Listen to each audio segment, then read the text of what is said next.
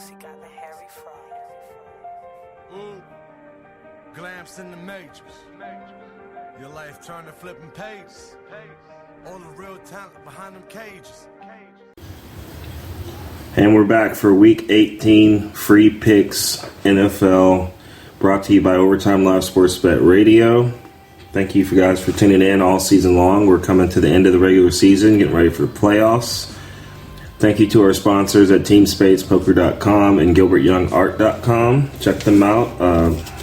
Go ahead and book your poker party today and buy some artwork while you're at it. So it's that time. It's that time of the year. Playoffs are, positions are getting set in. We're seeing what teams are really about.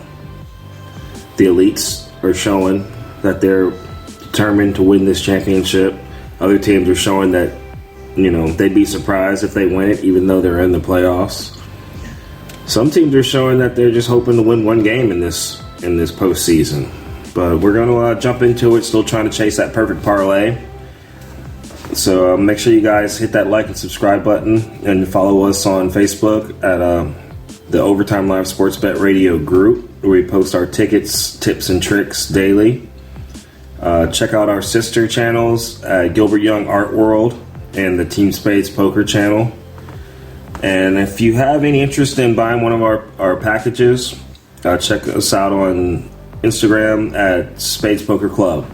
So we're going to jump into this Week 18. We got 2 Saturday games, big games. They mean a lot for the playoffs.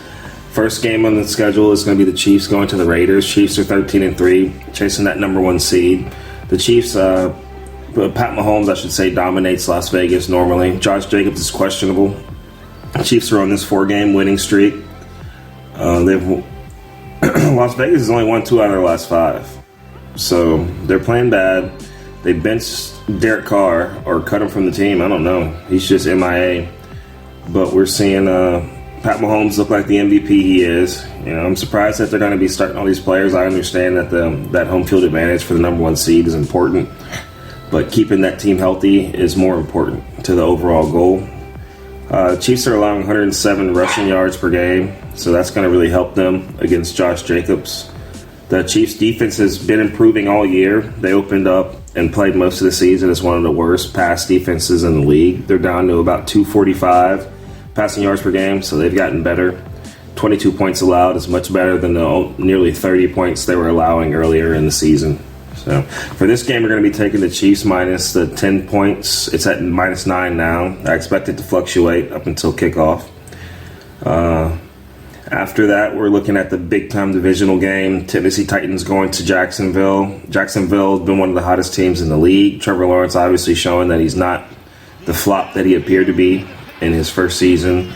Whoever wins this game is going to be winning the division. Dobbs is looking good. They're looking at benching their quarterback too. It's kind of interesting when they're in a playoff race. I would imagine, are they going to bring Tannehill back for the playoff games with him being the veteran, the more experienced, and probably the better quarterback? We'll have to wait and see. Derrick Henry is expected to have a big game. Etienne has on his 1,000-yard rushing season, so he's looking like a Pro Bowl caliber running back. Trevor Lawrence is questionable in this game. Jacksonville's 8-8 against the spread. Tennessee struggling to score. 18 points per game is not going to get it done. Tennessee's allowing 80 rushing yards per game, which is going to help them. It's going to help them in this matchup.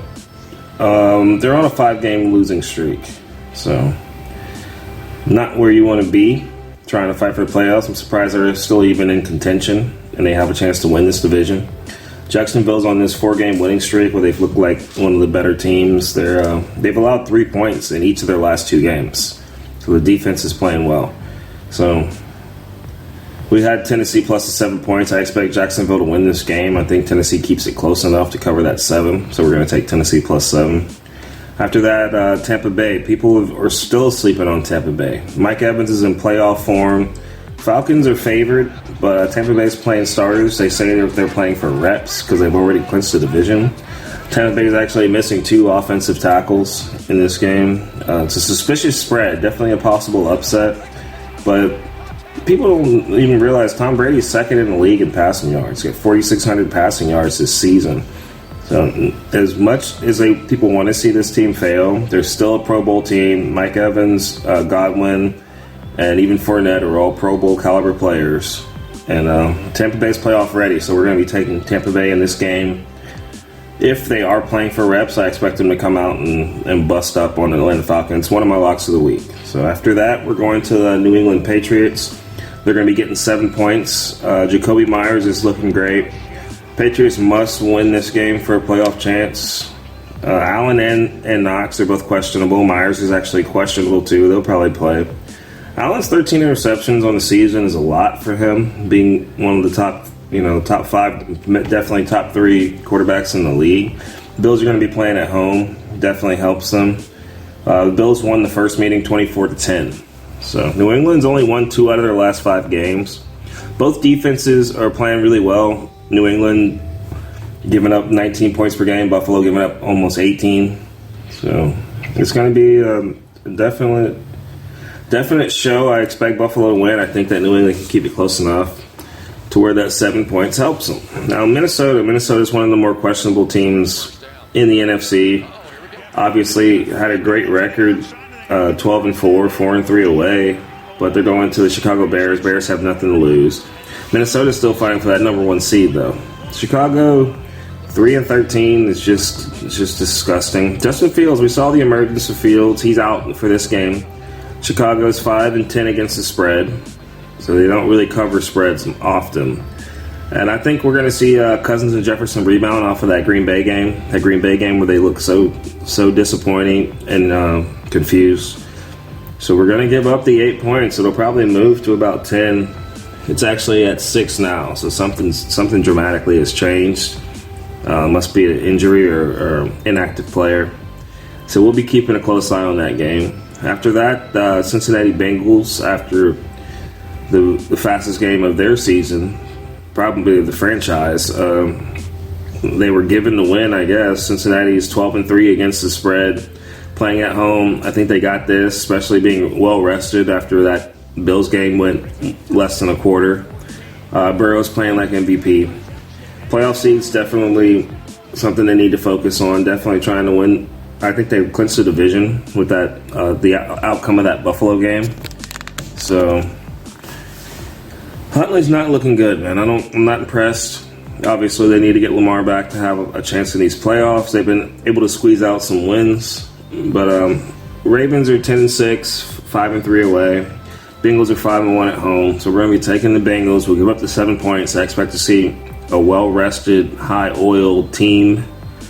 Lamar Jackson and Huntley are actually questionable, and Eli Apple's questionable as well. We're going to be running with the Bengals in that game. After that, the Indianapolis Colts at home, giving up 2.5. There might just be a battle for draft picks in this game. It's a very interesting game, interesting spread. I honestly think that the Texans are a better team. They've been building chemistry better. I think Mills and the wide receiver core in the running back game. It's just their defense is giving up way too many points. Stephon Gilmore is going to be questionable. Philip Dorsett and O.J. Howard are questionable.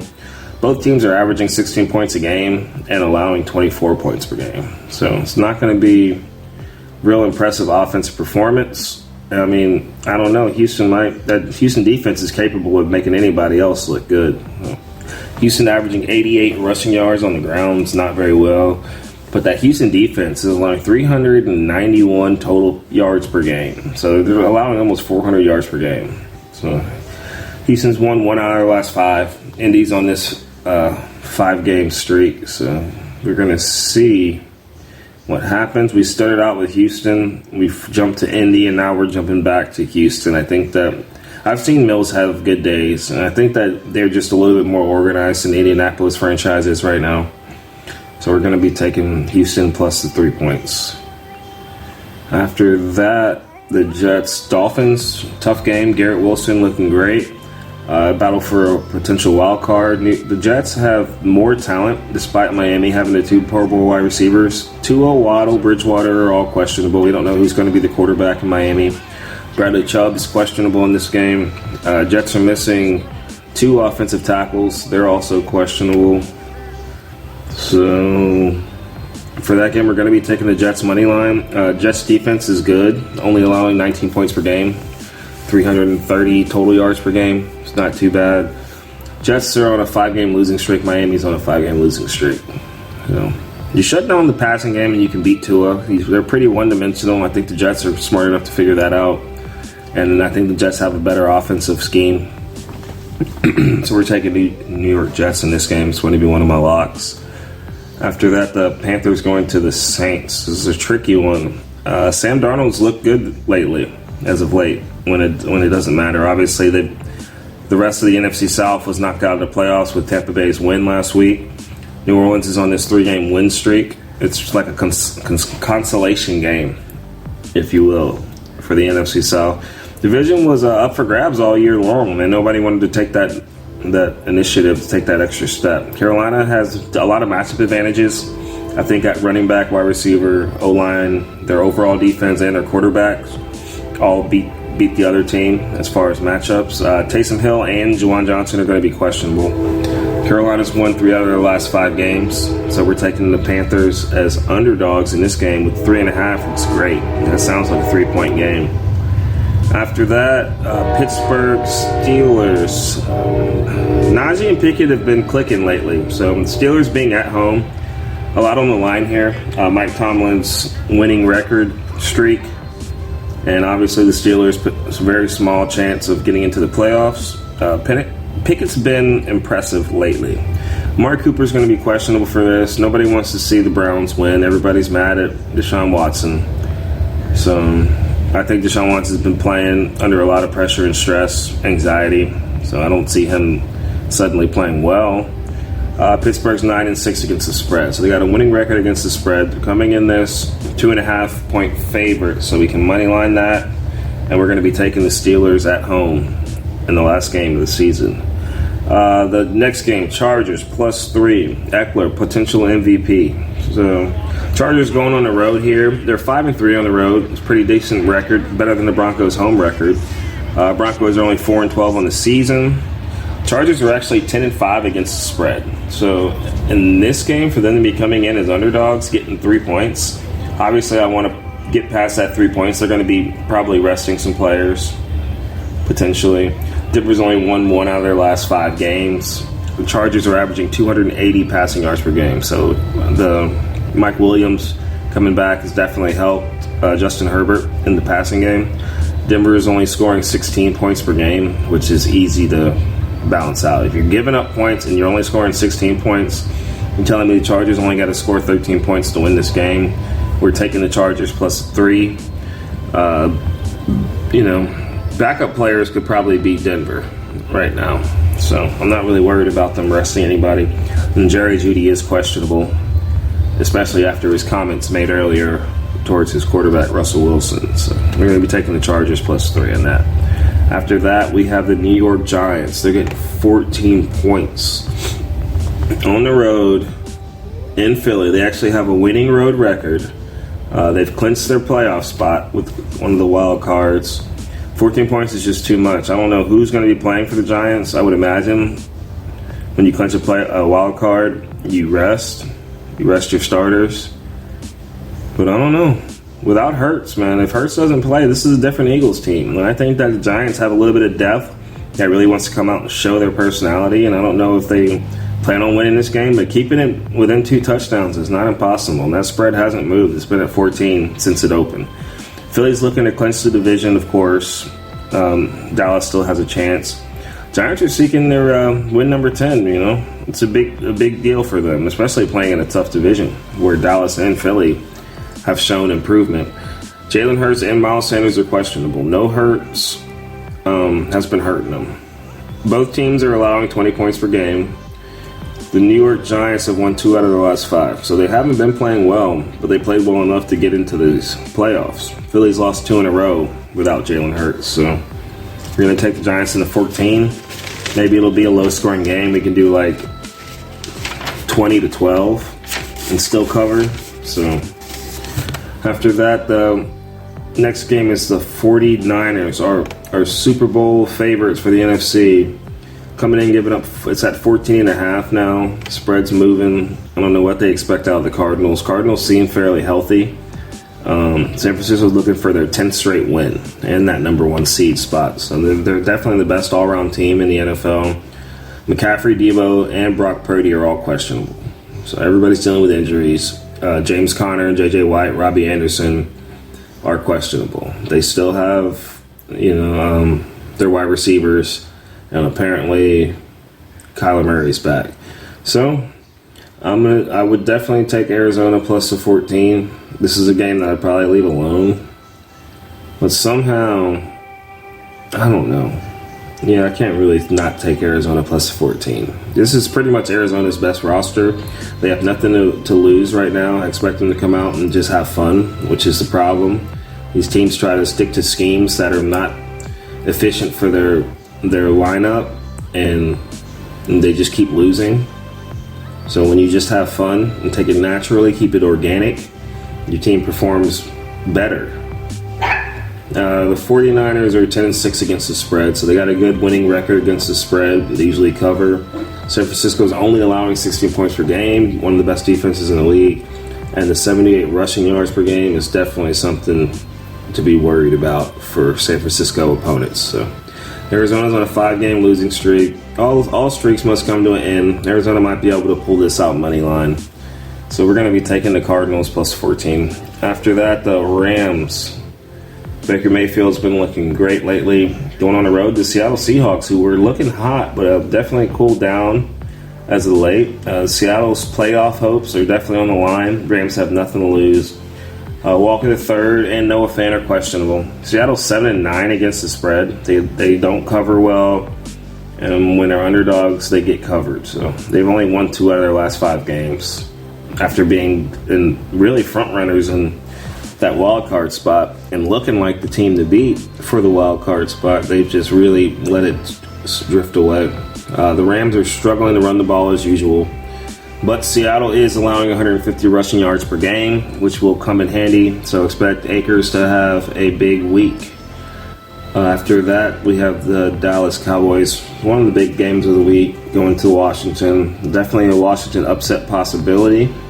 But the best Dallas team is going to show up here. They're fighting for the division. They're fighting for the number 1 seed. Dallas is healthy, but Washington seems to be crumbling mentally. So from the inside, they're finding a way to mess up what looked like a good season. They were definitely one of those in the race for a wild card. But Van Der Esch and DeMarcus Lawrence are questionable. And Brian Robinson Jr. questionable. Dallas is 10-6 against the spread, which is a great record against the spread. They're averaging 29 points per game and only allowing 20 right now, so they're playing fairly well. They've won 4 out of their last 5, and Washington is on this 3-game losing streak. So we're going to take Dallas and give up 7 points. I think the best Dallas team shows up. It's going to be in Dak Prescott's hands to whether they cover that 7 points or not. So the last game on the schedule is going to be the Green Bay Packers. And this is a very important game. Obviously, Green Bay had to win out. I think by the end of this game, they'll know what their situation is as far as that playoff spot. But if Green Bay wins, they're in. Aaron Jones and Christian Watson are questionable. The Lions are 11-5 against the spread. Lions have been playing awesome lately. They also had a chance to get into the playoffs. I guess they have to win this and have some other things go their way. But the Lions are allowing 263 passing yards per game, which is horrible. 150 rushing yards per game. It's unbelievable. And one of the highest points scored allowed, the 26 points per game scored. The Lions definitely need some help on their defense. They've actually still won 4 of their last 5 because they've been able to put up 30 points a game. Their Green Bay is on a 4-game win streak, and I don't see it ending here with a chance to get into the playoffs. I think that Aaron Rodgers is, rating 2-time MVP. I think he plays his best game. I think he makes the best of a team that's been mediocre all year. So for them to even be where they're at now is pretty much credited to Aaron Rodgers and a few good plays on that defense. Jair Alexander has been playing great all season. So that's it for the Week 18 matchup list. So put all those games together, break it down, get you some parlays out of it. And thank you guys for tuning in. Make sure you like and subscribe. Tune in next week. We'll be getting ready for the playoffs. So may all your bets be live and good luck to you.